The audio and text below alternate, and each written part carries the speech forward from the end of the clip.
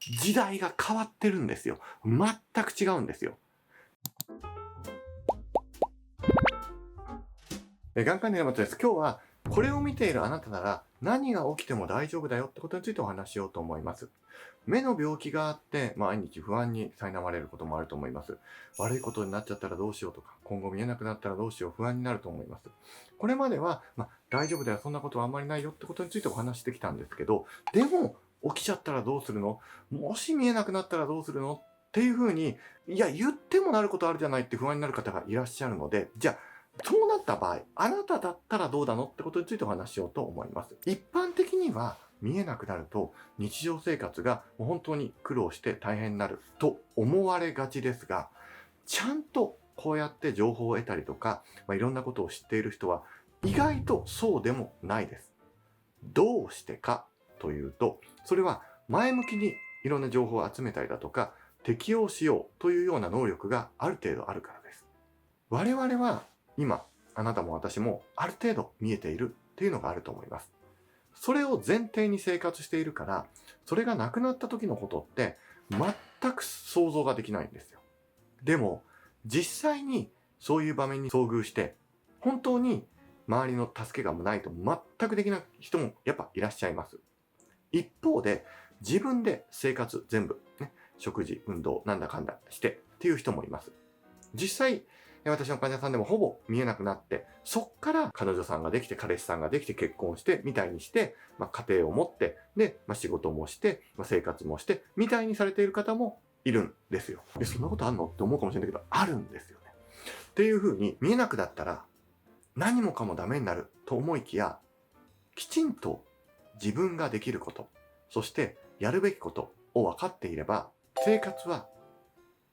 できます。もちろんね、そうなってほしくないし、そうじゃなんないような動画をたくさん出していくし、もちろんそういう情報もやるし、あなたはぜひ頑張ってそうならないでほしいのよ。それは分かってんの。分かってんだけども、もしなっちゃったらどうしようって言って、そうなったらもう私ダメじゃないっていうふうにおっしゃる方が多いので、もしなったとしても、の話を今日してんのよ。だから、いや、そういう話聞きたくないって場合はちょっとここで止めていいんだけど、もしなったとしても、今日の話さえ知っていれば大丈夫なんですよ。じゃあ、もしそういう悪い方向に行ったら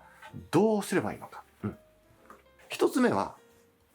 まず主治医と相談することね。他にやれることはないのか。例えば、ちょっとリスクはあるけど、こういう治療をしましょうとか、そういうこともある。実はこういうメガネをすればとか、実は手術をすればある程度ってこともあるので、まずは主治医に相談する。で、その上で、ちょっとなかなか厳しいよとなって、もうちょっと他って言ったら、まずセカンドオピニオン、他の医者に意見を聞く。そこまでが、通常の流れだよね。次、いろいろやったけどやっぱ厳しいってなってくると、一つ目は訓練施設とか指導施設っていうのがあるんですよ。視覚障害者リハビリセンターとか、視覚障害者就労支援施設とか、そういう施設があるのね。あんまり皆さん知らないでしょ。例えば、盲学校っていうのもあるんですよ。例えば、見えない子が通う学校とかもあったりする。見えない人が通って手に職をつけるっていう場もあるんです。なので、皆さんにとっては、今見えてて、後からなることかもしれないけど、先天的に生まれながらやっぱ見えない方もいらっしゃって、そういう方の場合は、前もってね、そういう準備をされる方もいるんですね。なので、そういう施設で、ある程度指導を受けたりだとか、そういうのは、やられた方がいいです。いや、でもそういう状況になったら医者がそれを勧めるんでしょ？これがね、あんまり勧めないんですよ。なんでか。これって、これを見ているあなただから、そういうのを教えてくれないと困るじゃないのと。そういう風にした方がいいよねって分かってくれると思うんですよ。一方で、なかなか突然他のところに行って、こういうことをやった方がいいよって言われると、見捨てられた感じというかな。そういう風に感じる方ってやっぱいらっしゃるのね。例えば、似たような例で言うと、がん治療してる方って、緩和ケアって言って、痛みを取るようなモルヒネとか、そういうお薬を使って、痛みを取るっていうような治療をすることがあるんですね。例えばそれが痛みだけじゃなくて、精神的に辛いだとか、もう生きているのはちょっと辛くなってくるとか、いろんな悩み、がん治療であるじゃないですか。そういう場合に、痛みを取る治療の緩和ケアに行きましょうってお話をする。すると患者さんにとってみると、もう私はこの先生からは治療対象として見られないんだと。もう私はダメなんだ。っていうふうにやっぱ思っちゃう方がいるのね。確かに、昔はそうだったのよ。昔は、視覚リハビリテーションに行こうって人はもうダメですっていう人だったし、緩和ケアに行こうって人はもうやりようがないです。もう最後の最後ですっていうことだったんですが、今、時代が変わってるんですよ。全く違うんですよ。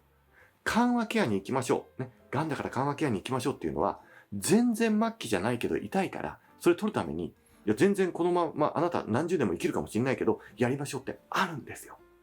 視覚リハビリテーションセンターに行くときも、もうあなた完全失明ですってことではなくて、いや、こっから先も全然見えて歩けるかもしれないんだけども、準備しときましょうとか、今すでに見づらいのをどうにか生活していきましょうっていうふうに、そういう意味で言ってることが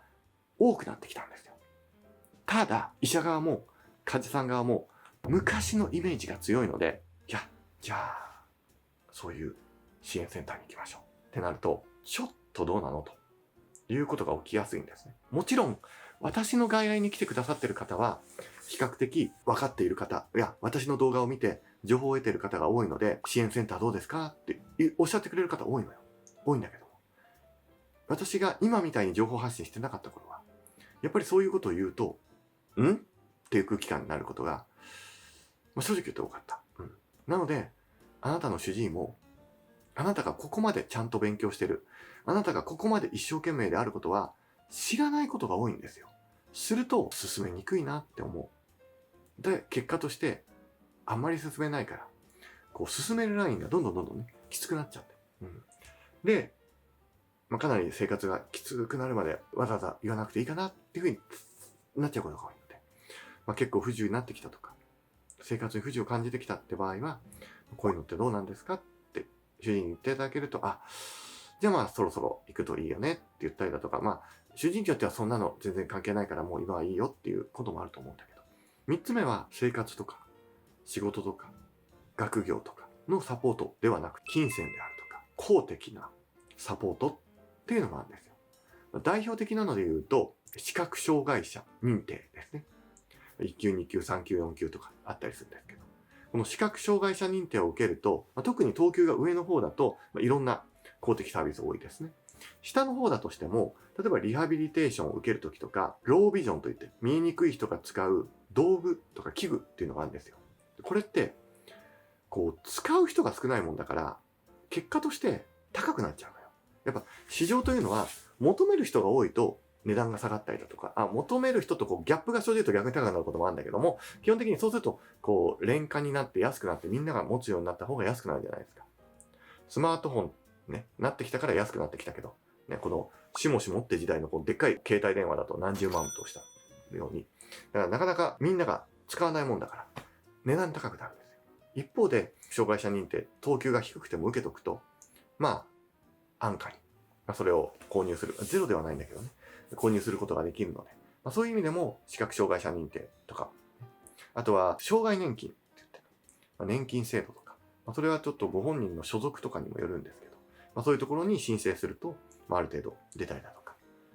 生活に非常にいいとか、そういうこともありますので、ちょっとそこは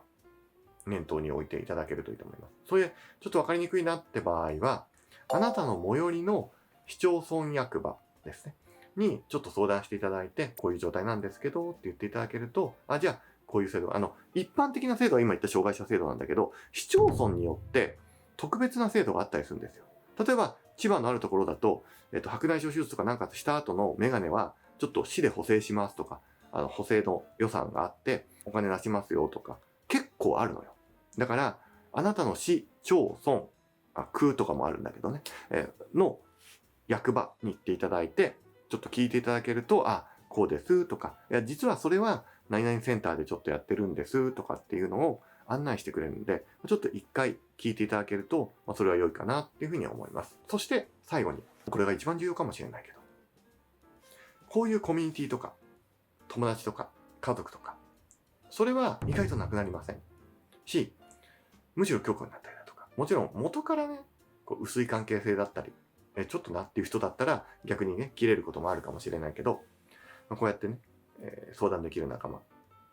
気になることを言える仲間っていうのはなくなりません。また、インターネットも使えなくなるんじゃないかと思いきやそうでもないですね。実際私の患者さんで相談してくださる方で、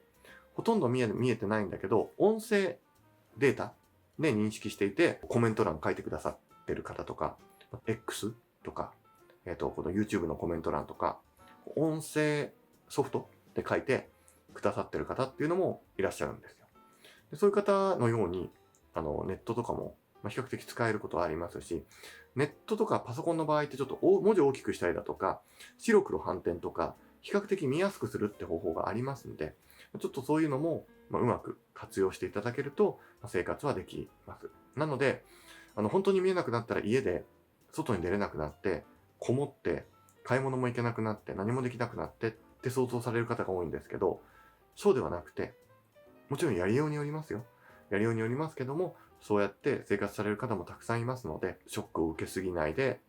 そういう風に悲観的になりすぎないでいただければと思います。ただ、何度も言うように、そうならないようにね、動画も出してるし、あんまりね、そうなっちゃうんだって想像はしてほしくないんだけれども、そうなった時、もうダメだないって思ったら、すごいショックじゃないですか。ショックなので、大丈夫なんですよと。そこはちょっと安心してくださいよと。で、そういう情報も私は出してきますから。ね、すごく、一般的ではない情報かもしれないけど出していくので、ぜひぜひちょっとそういうのね、安心していただいて、治療にあたって日々の生活、ね、何よりもあなたの生活、人生が楽しくなるのが重要なんで、ちょっとそれを重視していただければと思います。こんな感じで日常生活の話とか制度の話とかいろいろアップしていきますんで、ぜひチャンネル登録、ベルマーク押してくださればと思います。よろしくお願いします。